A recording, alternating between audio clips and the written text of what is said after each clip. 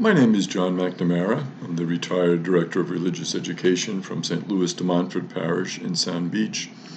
In a previous video, we talked about the first story of creation. I'd like to talk today about the second story of creation. Now, you might ask, well, why are there two stories of creation in the Bible? One in chapter 1 in the book of Genesis, the second in chapter 2. Might say, which one is right? You've got one that's talking about God creating in 6 days, and another one that takes a slightly different way of presenting the story of creation. For the biblical editors, this was no problem. They took many sources when they were composing the book of Genesis, and they looked at them and they said, well, this looks like a very good story to put in. It's very meaningful. It teaches a lot about God. So they didn't try to kind of reconcile the two stories together. They just presented these two beautiful stories to us. The first story talks about the creation in 6 days and the fact that all creation is good. The second story focuses more on the creation of man and woman. And so God, in that second story of creation, makes man out of the ground, sort of like a potter. And he forms man out of the ground, and he breathes life into man. And man enjoyed the beauty of creation in this wonderful garden called the Garden of Eden. And in the Garden of Eden, there were all sorts of delightful trees and wonderful things in that garden. And it mentions two trees in particular. It mentions the tree of life, which was in the center of the garden, and the tree of the knowledge of good and evil. And God said, you can eat of anything in that garden, all of the trees, except there's one tree that I don't want you to eat of, and that is the tree of the knowledge of good and evil. That was the one tree God said, that's not a good tree to eat of. Don't eat of that tree. It's not going to help you if you eat of that tree. But God noticed that man seemed to be kind of lonely. Adam, that man, was all by himself. And it's interesting that God would call that first man Adam because Adama, the Hebrew word, means from the ground. And literally, God forms man from the ground in that story.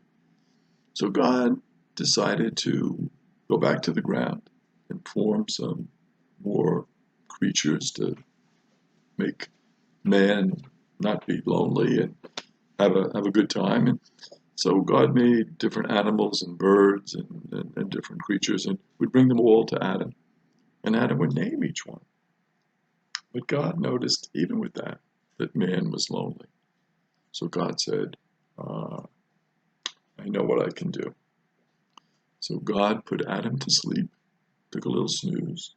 And when Adam was sleeping, God took part of Adam, one of his ribs, it says in the scriptures, and formed another being and brought that being to Adam. And that was the first woman. We name Eve the mother of all the living. And the idea was that God made this special gift for man. And the special gift was a woman who Adam could share his life with. And the idea behind this now was that man and woman would become one. And so the gift of woman was a great gift in the second story of creation. A great gift in terms of giving companionship and love to Adam, the first man, and Adam, of course, sharing that with Eve. And it's interesting how the Bible puts it in that second story of creation. It has man and woman becoming one. So the whole idea of unity, of forming this wonderful bond. And at the end of that, second story of creation, it's very interesting. It says that Adam and Eve were both naked, but they felt no shame. There was a sense of joy, a sense of love. They were there together with one another. They were experiencing this beautiful garden. They were growing in love and knowledge. It was a wonderful time in their relationship. So wonderful that even the lack of clothes, it meant nothing. It was a sense of just being totally one with one another. And the only prohibition God gave them, God said, there's this one tree. Don't eat of that tree. It's the knowledge of good and evil. But everything else, everything in the garden, it's all for you to enjoy. And that is the wonderful second story of creation. And in our next video, we're going to look at what happens between Adam and Eve after that first moment of creation and love, and how something that happens changes them very much. But you must be sure to pay another visit to Father Abraham, who, remember, was the first one in the Bible who said yes to following God. And of course, we will try each in our own way to follow God. So Father Abraham has many friends. Many friends has Father Abraham. I am one of them, and so are you.